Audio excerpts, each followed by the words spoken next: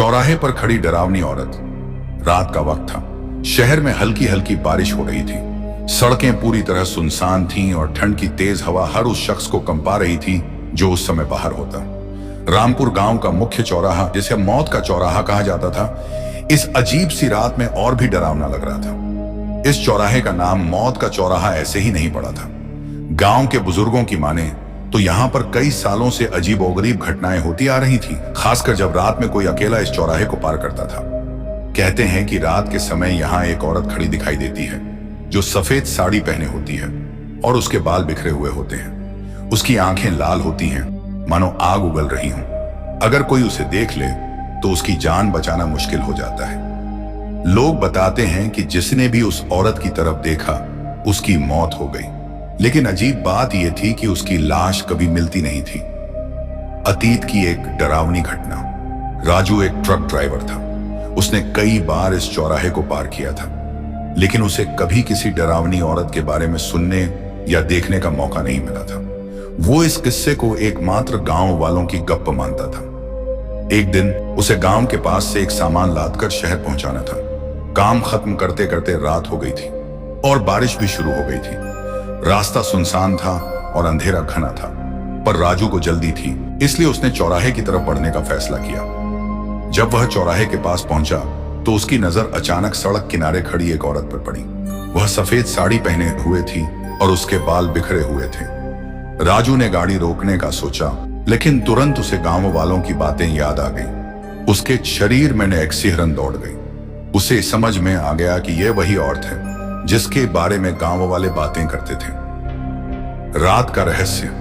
राजू ने डरते हुए आंखें बंद कर ली और अपना ट्रक तेजी से उस औरत की तरफ बढ़ा दिया। पर जैसे ही ट्रक उस औरत के पास पहुंचा, ट्रक के ब्रेक अपने आप लग गए। राजू ने ट्रक के ब्रेक दबाने की कोशिश की, पर उसका ट्रक आगे नहीं बढ़ा। उसे लगा कि किसी ने ट्रक को रोक लिया हो। राजू ने घबराकर ट्रक से नीचे उतरकर देखा तो वहां कोई नहीं था, पर उसकी नजर फिर से उसी औरत पर पड़ी। अब वह औरत बिल्कुल उसके सामने खड़ी थी। उसकी आंखें लाल थीं और चेहरे पर एक भयानक हंसी थी। राजू के पूरे शरीर में वो कंपी दौड़ गई। उसका दिल तेजी से धड़कने लगा। उसके कदम पीछे की तरफ जाने लगे, पर औरत धीरे धीरे उसके करीब आने लगी। वह पीछे हटते हुए सोचने लगा कि यह कोई सपना है, पर उसके आसपास का माहौल और उस औरत की भयानक आवाजें उसे बता रही थीं कि यह सब सच था। वह भागना चाहता था, पर उसके पैर जमीन में धंसे हुए से लगने लगे। औरत उसके बहुत पास आ गई और उसने एक डरावनी आवाज में कहा, तू बच नहीं पाएगा। यह सुनते ही राजू के होश उड़ गए। उसने पूरी ताकत लगाकर भागने की कोशिश की, लेकिन तभी उसके सिर पर एक तेज झटका लगा और वो बेहोश हो गया। पुरानी कहानी का सच। जब सुबह हुई तो राजू को गांव वालों ने चौराहे पर बेहोश पाया। उसका ट्रक वहीं खड़ा था, लेकिन ट्रक का पिछला हिस्सा बुरी तरह से टूटा हुआ था, मानो किसी ने उसे अपने हाथों से मरोड़ा हो। गांव वालों ने उसे अस्पताल पहुंचाया, पर जब वह होश में आया तो उसकी जुबान से एक भी शब्द नहीं निकला। वो कुछ बोल नहीं पा रहा, बस उसकी आंखों में भयानक डर था। राजू की हालत देखकर गांव वालों ने फैसला किया कि वे उसे किसी तांत्रिक के पास ले जाएंगे। गांव के पास ही एक तांत्रिक बाबा रहते थे जो ऐसी घटनाओं के लिए जाने जाते थे। जब राजू को तांत्रिक बाबा के पास ले जाया गया तो बाबा ने राजू की ओर देखा और एक गहरी सांस ली। बाबा ने कहा, तुमने उसे देख लिया है, अब ये तुम्हारे पीछे लगी रहेगी। गांव वालों ने तांत्रिक बाबा से पूछा, कौन बाबा, ये कौन है? तब बाबा ने बताया कि सालों पहले इस चौराहे पर एक हादसा हुआ था। एक नवविवाहिता जिसका नाम कमला था, अपने पति के साथ इस रास्ते से जा रही थी। रात का वक्त था और बारिश हो रही थी। अचानक उनका तांगा इस चौराहे पर आकर पलट गया। कमला बुरी तरह घायल हो गई और उसके पति ने उसे वहीं मरने के लिए छोड़ दिया। कमला की आत्मा वहीं भटकती रही और जब उसकी आत्मा ने देखा कि उसका पति उसे बचाने नहीं आया तो उसकी आत्मा ने बदला लेने का फैसला किया।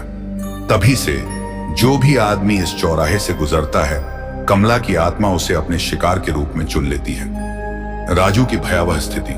तांत्रिक बाबा ने कहा, अगर इसका उपाय नहीं किया गया तो राजू की जान नहीं बचेगी।